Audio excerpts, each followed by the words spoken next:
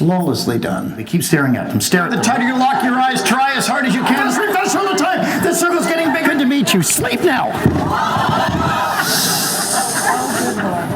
So that's a cheeseburger, double cheese. Oh my God! Hey everyone, welcome to this awesome video. We have something really special planned for you. We've been planning to do this for years and we finally got around to doing it, right?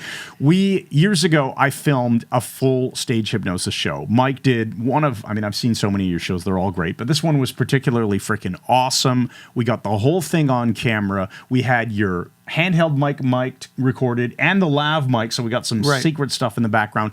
What we're going to do is, starting in this video, and this is a series, we're going to show you exactly what happened in the stage hypnosis show while giving you like a director's cut experience. We're going to break it down and explain how the stage hypnosis performance works. Right. So what will happen is you'll see what's happening on the screen, but we'll be giving you the insights of hypnotically what's occurring and the psychology behind why I'm doing what at what time. And I think this will be very useful whether you're just interested in hypnosis or interested in the comedy aspect of it, or even if you're a hypnotist, hypnotherapist working with clients, etc. This will help you understand the principles of hypnosis and make things really interesting for you. Excellent. So, shall we roll the first clip? Let's rock it. All right, let's do it. Here's the first clip.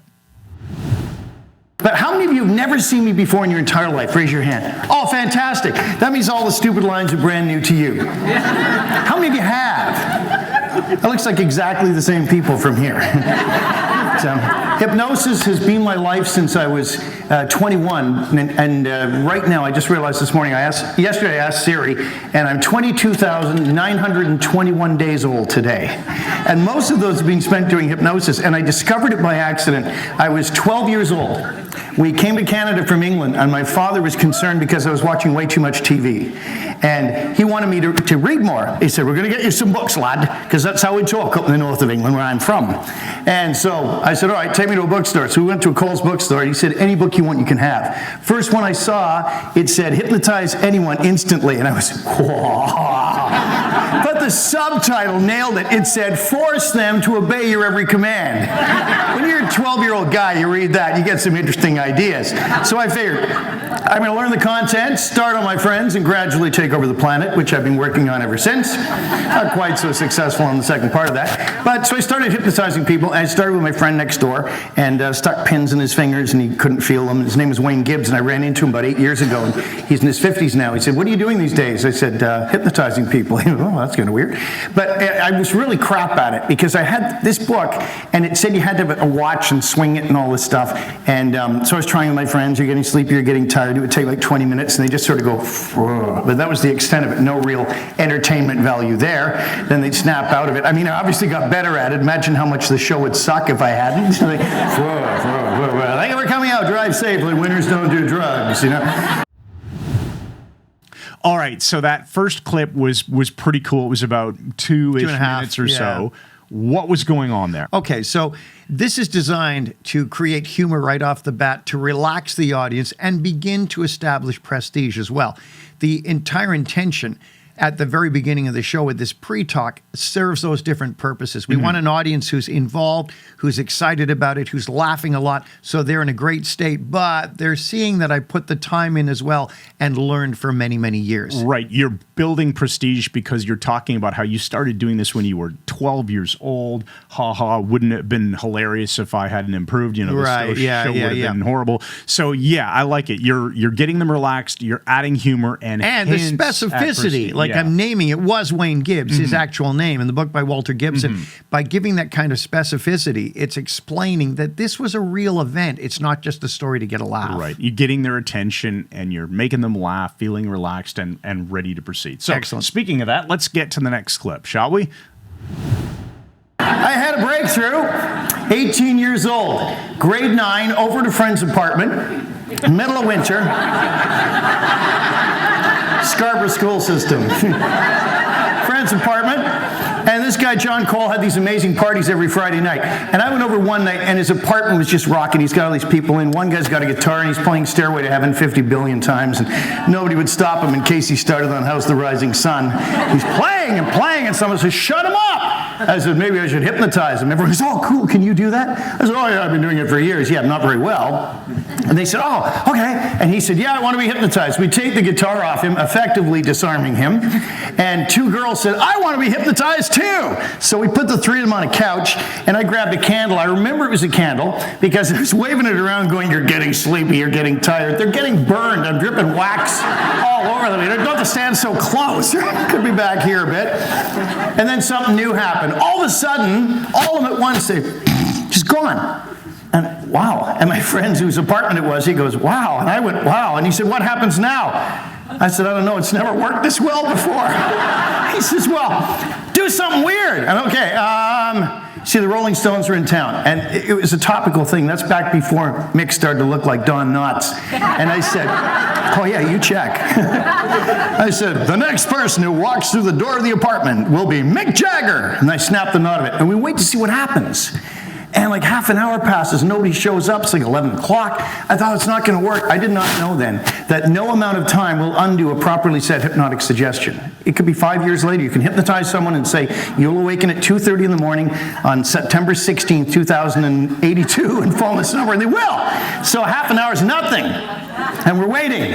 And then the door opens and our friend Pat comes in. Pat has his evening job after school on the weekends.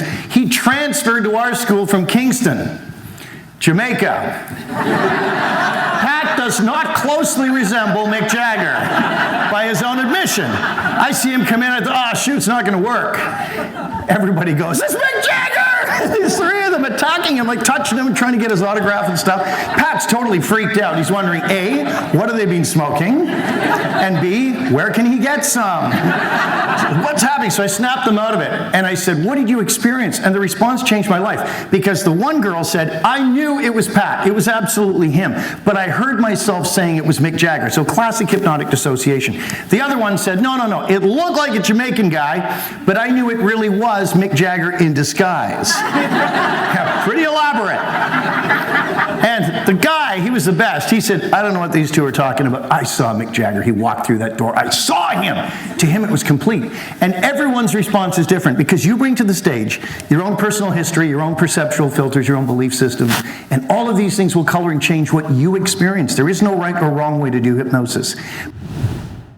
Okay, so that clip was obviously now much more stuff happening here. So let's talk about what's going on, because you are starting to bridge the discussion of hypnosis to what's going to be happening in the moment in this performance. Right. And I'm throwing in the stupid lines. Like, there I was, 18 years old, grade 9, which is an offhand because anybody who's in 18 in grade 9 is stupid. So it gets a laugh. And I'm still seeding in the humor. It keeps people relaxed and responsive, ultimately looking towards them coming up on stage. So I tell the whole story of my breakthrough when I hypnotized the 3 people at the party. But the real point of that is to show how with the 3 completely different responses, they're all okay. The first girl knew it was Pat, but heard herself saying it was Mick Jagger. Right. So what that is she's dissociated and is hearing herself say this. Classic hypnotic phenomena. The second one knows it is Mick Jagger in an elaborate disguise. And okay, so she is morphing reality, even though her eyes tell her it's some other guy. Her internal awareness is that it is actually him. Yeah. But the third one, the man has the Mick most Jagger. Powerful, the complete experience. I met him. I talked to him. I got his autograph. Whatever. So we're indirectly telling the people in the audience, when you come up here, whichever way you do hypnosis is okay. Perfect for you. Yeah, that's the main point. And it's a real story with real specificity and detail that sends the right message. So you're essentially hypnotizing through storytelling at this moment to seed the idea that when you come up here, whatever you do will be absolutely perfect. Exactly. Yes. All right. So we're gonna move to the next clip now, which is a shorter little segment, but we'll make some comments on it because it is very important. So here comes the next clip. In just a few minutes, you can see, hear, and believe the most ridiculous things. In fact, if I say to you now, do you realize the stage is covered with snow? You're going, yeah, right, as if. A couple of minutes from now, not only do you see it, you start shoveling it. I thought we were done with this. It's Groundhog Day on Tuesday, One man, one night, Montreal. He said, I'll take care of it. Thought he had a snowblower. But the amazing thing was, all the other people could see it. They caught the hallucination from him. They're watching him going, hey, right on, where'd you get that thing? I remember thinking, am I the only person on the stage who can't see this thing? And it was Sprained was right without any doubt, because nobody cared until he reached the end and decided to clear in front of the chairs. People were like, jumping over the chairs. It's nuts. Okay, so I love that piece of the show because the whole snowblower story. It's to me it's very Canadian. Yeah, it's awesome. I mean, we're in a small town here at the time we recorded that show. Everyone in the audience can resonate with that. But what was the main purpose of telling that story? Well, again, multiple purposes. If you pay attention, and I'm sure you are, you'll see that I'm not so, well, kind of subtly ramping up the intensity of the comedy now. I'm getting more energetically involved with everything I'm talking about. I'm acting it out now, not just saying this happened kind of thing. So this is increasing the intensity of the response, laugh-wise and humor-wise from the audience, which all puts them in a very powerful emotional state, which makes them more vulnerable to suggestion by having the critical faculty out of the way. Also, the guy who has the snowblower, this is giving a hint to the audience that he's doing the snowblowing, but everyone on stage could see it, even though it was not suggested to them. So it's integrating them. They're all sharing this extremely powerful experience, not just a bunch of people doing stuff individually. They're all together in this trance, and if one guy is believing he's got a snowblower, the others see it and respond get sprayed to by it. it. Get sprayed by it, exactly. So it's a hilarious way to send that same message. So in the next video, what we're going to do is continue showing you the rest of the show and show you how Mike ramps up the intensity and the comedy, which prepares the audience to want to volunteer and come up on stage and have an amazing time. So we'll see you in the next video.